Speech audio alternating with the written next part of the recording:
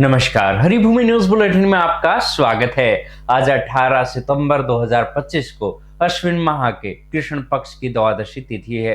राहु काल दोपहर 1:52 से 3:24 बजे तक रहेगा। हरियाणा में आज कुछ जिलों में बारिश की संभावना है। अब नजर डालते हैं आज की प्रमुख हेडलाइंस पर। पराली जलाने पर सुप्रीम कोर्ट के सख्त तेवर, कहा आरोपी किसानों की गिरफ्तारी क्यों नहीं करते। बिहार की तरह देश भर में होगी वोटर वेरिफिकेशन। कर्नाटक के एसबीआई से 21 करोड़ की डकैती, 20 किलो सोना ले गए। पीएम मोदी को मिले 1300 उपहारों की नीलामी शुरू, जन्मदिन पर लिया फैसला। ट्रंप का एक और बड़ा फैसला विवादों में, अब भारत और पाक समेत 23 देशों को ड्रग्स तस्कर बताया। अब खबरें विस्तार से। सबसे पहले बात करते हैं पराली प्रदूषण की। सुप्रीम कोर्ट ने बुधवार को पराली से होने वाले प्रदूषण पर सख्त टिप्पणी की है। दिल्ली एनसीआर में वायु प्रदूषण और पराली से जलने से संबंधित मामले में सुनवाई के दौरान कोर्ट ने कहा कि किसान हमारे अन्नदाता है, लेकिन पर्यावरण को बचाना भी जरूरी है। कोर्ट ने पंजाब सरकार से पूछा कि जो किसान पराली न जलाने के सरकारी आदेश का उल्लंघन करते हैं, उनको गिरफ्तार क्यों नहीं करते। सिर्फ जुर्माना लगाने से काम नहीं चलेगा, किसानों को जवाबदेही बनाना जरूरी है। सीजेआई बी आर गवई और जस्टिस के विनोद चंद्रन की बेंच ने कहा कि देश की प्रदूषण नियंत्रण एजेंसियां और राज्य सर्दियों से पहले 3 हफ्ते में वायु प्रदूषण से निपटने के उपाय बताए। बेंच ने commission for air quality management, central pollution control board और राज्य प्रदूषण नियंत्रण बोर्डों से कहा है कि हर साल सर्दियों में प्रदूषण का लेवल खतरनाक स्तर पर पहुंच जाता है, इसलिए समय रहते कदम उठाना जरूरी है। वहीं सुप्रीम कोर्ट ने कहा कि पराली जलाने वाले किसानों को एमएसपी सिस्टम के लाभ से बाहर रखा जाना चाहिए, क्योंकि यदि कोई किसान कानून तोड़कर पराली जलाता है तो उसे आर्थिक रूप से भी सजा देनी चाहिए। सिर्फ जुर्माना भरना या चेतावनी देना काफी नहीं है। राज्य सरकारों को यह सुनिश्चित करना चाहिए कि किसानों को पराली प्रबंधन की मशीनरी दी जाए और उनको बेहतर विकल्प दिए जाएं, ताकि वे पराली जलाने की जगह अन्य तरीकों का उपयोग कर सकें। सुप्रीम कोर्ट ने पंजाब और हरियाणा जैसे राज्यों को निर्देश दिया कि पराली जलाने वाले किसानों के खिलाफ कड़ी कार्रवाई की जाए। सिर्फ नाम मात्र का जुर्माना लगाने से समस्या नहीं सुलझेगी।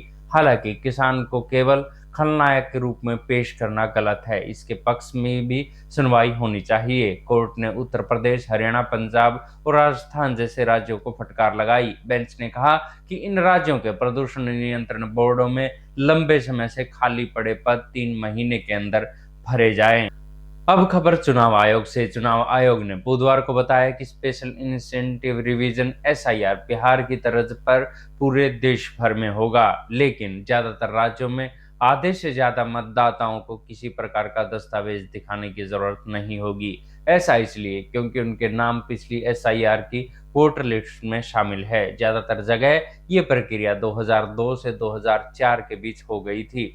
जिन लोगों के नाम उस समय वोटर लिस्ट में थे, उन्हें अपनी जन्म तिथि या जन्म स्थान स्थापित करने के लिए कोई नया कागज नहीं देना होगा। जो नए वोटर बनना चाहते हैं, उन्हें डिक्लेरेशन फॉर्म भरना होगा। इसमें उन्हें यह बताना होगा कि वे भारत में कब जन्मे हैं। 1987 के बाद जन्मे लोगों को पेरेंट्स के दस्तावेज दिखाने होंगे। चुनाव आयोग सभी राज्यों में एक साथ एसआईआर करवाना चाहता है। हालांकि बिहार से मिले अनुभव के आधार पर आयोग अपनी प्रक्रियाओं में भी कुछ सुधार करेगा। करीब 2 लाख नए बूथ लेवल ऑफिसर बीएलओ जोड़े जाएंगे। सुनिश्चित किया जाएगा कि 250 घरों पर कम से कम एक चुनाव प्रतिनिधि जरूर हो। अब खबर कर्नाटक से। कर्नाटक के विजयपुरा की एसबीआई ब्रांच में 21 करोड़ से ज्यादा की डकैती डाली गई है। इसमें 1 करोड़ 4 लाख कैश और 20 करोड़ से ज्यादा का 20 किलो सोना लूट लिया गया है। 5 हथियारबंद डकैत मंगलवार शाम को बैंक में लूटपाट करके फरार हो गए। पुलिस को शक है कि आरोपी महाराष्ट्र की ओर भागे हैं, उनकी तलाश जारी है। पुलिस के अनुसार डकैत सेना जैसी ड्रेस और मास्क पहनकर आए थे। 3 लोग बैंक के अंदर घुसे और 2 बाहर खड़े रहे। उन्होंने बैंक मैनेजर, कैशियर और कर्मचारियों को बंधक बनाकर हाथ पैर बांध दिए। इसके बाद डकैतों ने कैश और सोना बैग में भरा और बैंक के बाहर ताला लगाकर बाहर निकले। घटना के दौरान गोलियां भी चलाई गई। इस दौरान बैंक ग्राहकों के लिए बंद था और गार्ड छुट्टी पर था। ये 4 महीने में जिले में दूसरी बड़ी बैंक डकैती है। इससे पहले 25 मई को विजयपुरा जिले के मानगुली गांव में कैनरा बैंक शाखा में 53 करोड़ रुपए के सोने और 5.20 लाख रुपए की नगद लूट हुई थी। इस मामले में 15 आरोपी पकड़े गए थे। अब खबर पीएम मोदी के जन्मदिन की। पूरे देश में पीएम मोदी का जन्मदिन कई अनोखे तरीकों से मनाया गया। वहीं प्रधानमंत्री नरेंद्र मोदी को उपहार मिले। 1300 से ज्यादा सामानों को भी बुधवार में ई नीलामी शुरू हुई। केंद्रीय संस्कृति मंत्री गजेंद्र सिंह शेखावत ने मंगलवार को दिल्ली स्थित national gallery of modern art में एक प्रेस कॉन्फ्रेंस में ई नीलामी की घोषणा की। उन्होंने बताया कि ई नीलामी में पेंटिंग्स, कलाकृति और खेल संबंधी स्मृति चिन्ह शामिल है। उपहारों को फिलहाल एनजीएमए में प्रदर्शनी के लिए लगाया गया है, जहां विजिटर आकर इन्हें देख सकते हैं। इसके बाद वे ऑनलाइन सामानों की बोली लगाएंगे। पीएम मेमोंटोज वेबसाइट के अनुसार पीएम मोदी को मिले तोहफों में देवी भवानी की मूर्ति, अयोध्या के राम मंदिर का नक्काशीदार मॉडल और पैरालंपिक खेल 2024 की खेल स्मृति चिन्हों का एक सेट शामिल है। देवी भवानी की मूर्ति की बेस प्राइस 1,03,95,000 रुपए है। राम मंदिर के मॉडल का बेस प्राइस 5 लाख रुपए है। इसके अलावा पैरालंपिक पदक विजेताओं के 3 जोड़ी जूते भी है, जिनकी बेस प्राइस 7,70,000 रुपए है। ये 500 सामान मॉडल बेस प्राइस के मामले में टॉप 5 की लिस्ट में है। इस साल प्रधानमंत्री को मिले उपहारों की नीलामी का ये 7वां संस्करण है। पहली नीलामी जनवरी 2019 में हुई थी।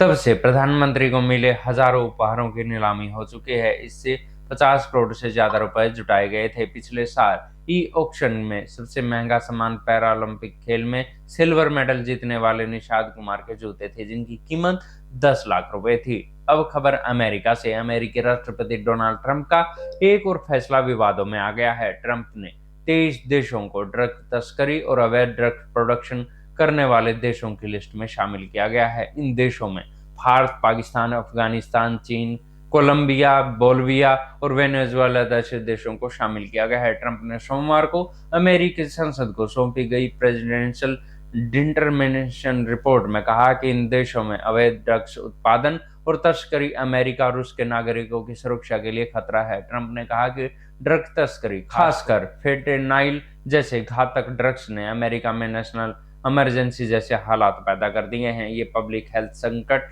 का कारण बन रहा है और 18 से 44 साल के अमेरिकियों की मौत की प्रमुख वजह है। ट्रंप ने कहा कि फेंटेनाइल जैसी खतरनाक ड्रग्स बनाने के केमिकल का सबसे बड़ा सोर्स है। इसके साथ ही मेथाम्फेटामाइन जैसे अन्य नशीले पदार्थों को भी बढ़ावा दे रहा है। ट्रंप ने चीन से इन रसायनों को रोकने और तस्करों पर कार्रवाई करने को कहा है। ऐसी ही खबरों से जुड़े रहने के लिए देखते रहिए हरी भूमि टीवी। और अधिक खबरों को विस्तार से जानना है तो हरी भूमि अखबार पढ़ें या हरी भूमि की वेबसाइट पर जाएं।